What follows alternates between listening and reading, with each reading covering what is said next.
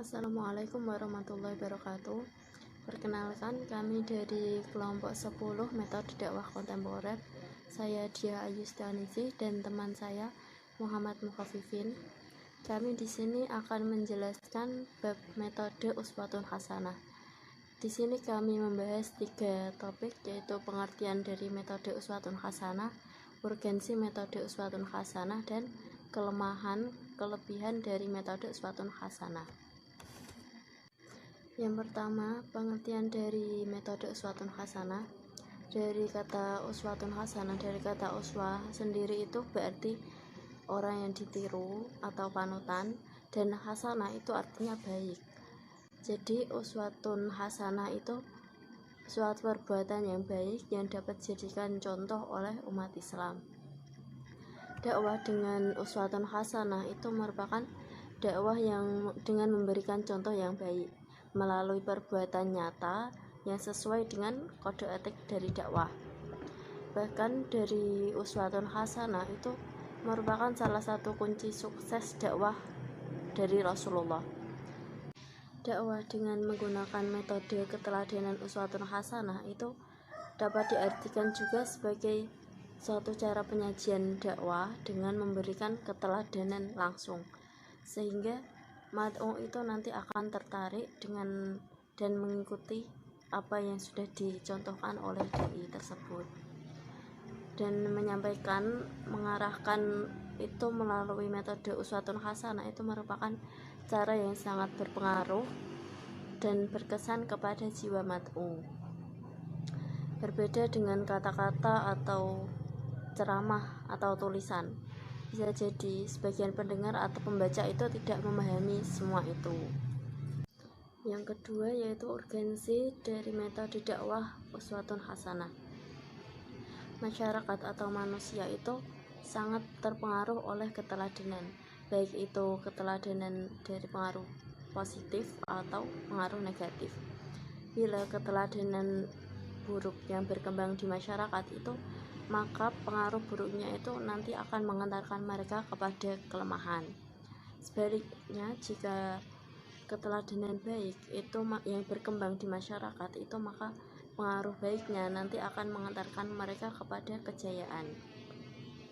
Dan di Islam itu menganjurkan umatnya untuk menebar kebaikan di tengah-tengah masyarakat itu dengan cara melakukan amar ma'ruf nahi mungkar, sehingga stabilitas masyarakat itu dapat dipertahankan. Jadi dengan adanya metode dakwah uswatun hasanah itu menjadikan suri tauladan yang baik yang sangat berpengaruh dalam kehidupan masyarakat yang sekarang. Tepatnya uswatun hasanah itu keteladanan yang baik itu harus muncul dalam kehidupan sehari-hari, dalam kehidupan kita di masyarakat. Selanjutnya yaitu efektivitas uswatun hasanah. Efektivitas uswatun hasanah itu sebagai metode dakwah itu dengan maksud agar mad'u itu akan meresap dengan mudah dan dengan cepat dan dapat merealisasikan seruan dakwah tersebut. Dengan cara itu dapat diraih dengan memperhatikan cara-cara. Di antaranya yang pertama itu keteladanan al-uswah wa al-qudwah. Itu artinya sebelum menyuruh kepada mad'u untuk melakukan suatu perbuatan, itu dai itu harus memberikan contoh terlebih dahulu bagaimana melakukan perbuatan itu. Dan yang kedua itu menyampaikan kisah-kisah bijak atau bercerita yang baik. Cara ini itu umumnya akan cepat ditangkap ke dalam jiwa pendengar. Dan yang ketiga itu melihat dari sifat-sifat orang terpuji. Itu cara itu dimaksudkan agar mad'u itu mencontoh mereka. Misalnya sifat-sifat yang orang mukmin yang banyak dijabarkan dalam Al-Quran. Cara ini itu dimaksudkan untuk memberikan pengaruh yang positif terhadap perilaku mad'u. Assalamualaikum warahmatullahi wabarakatuh. Di sini saya akan melanjutkan presentasi dari teman saya, Mbak Dia. Langsung saja ke materi selanjutnya. Di samping dalam memiliki pengaruh yang baik dalam bidang kebaikan dan amal soleh, serta strategi cara dai dalam menyampaikan dakwahnya. Keteladanan yang nyata akan tidak efektif apabila dalam dakwah di lingkungan yang tidak kondusif atau para dai yang tidak memiliki hikmah atau sibhah yang berasal dari bahasa Arab, yaitu artinya jati diri. Ada kriteria akhlak dalam dai yang teladan. Yang pertama, menyadari keagungan dan kemuliaan tugas dakwah bagi seorang dai. Yang kedua, menyadari apa urgensi dan kepentingan dari sebuah dakwah. Yang ketiga, harus berbekal ilmu yang mumpuni. Yang keempat, harus menghidupkan hatinya dengan apa yang didakwahkan oleh lisan. Selanjutnya, yang kelima, harus mengaitkan topik atau objek dalam dakwah yang harus menjadi teladan yang baik dalam berperilaku di kehidupan sehari-hari. Selanjutnya, jika banyak yang terkesan, jangan menjadi takabur. Kebaikannya semua berasal dari Allah Subhanahu wa taala. Selanjutnya, kelebihan dan kekurangan dari metode dakwah uswatun hasanah. Pada hal ini sama seperti metode dakwah yang lainnya. Metode uswatun hasanah juga memiliki kelebihan dan kekurangan sendiri.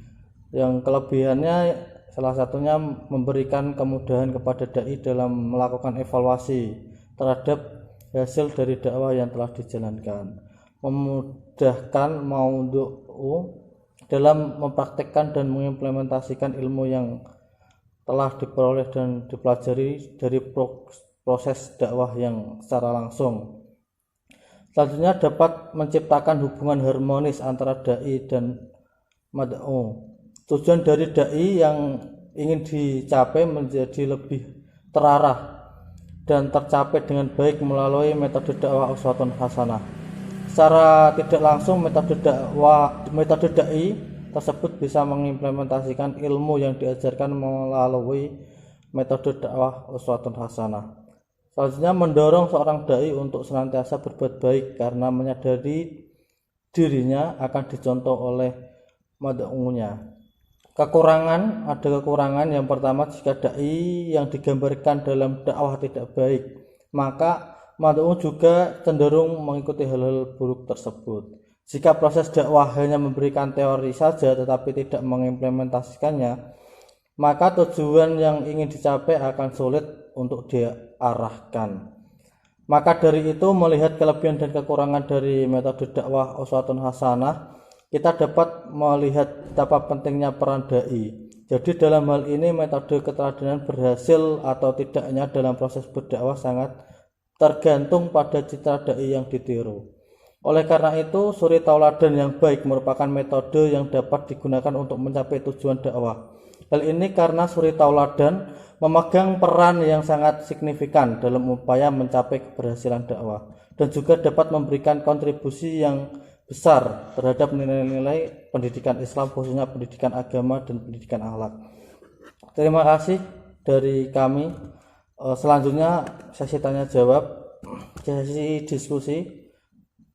Maka kita akan memberikan sesi diskusi untuk para teman-teman yang mau mendiskusikan tema kali ini.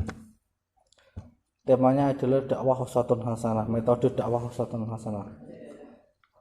Dari kami, wallahul muwaffiq ila aqwamit thoriq. Wassalamualaikum warahmatullahi wabarakatuh.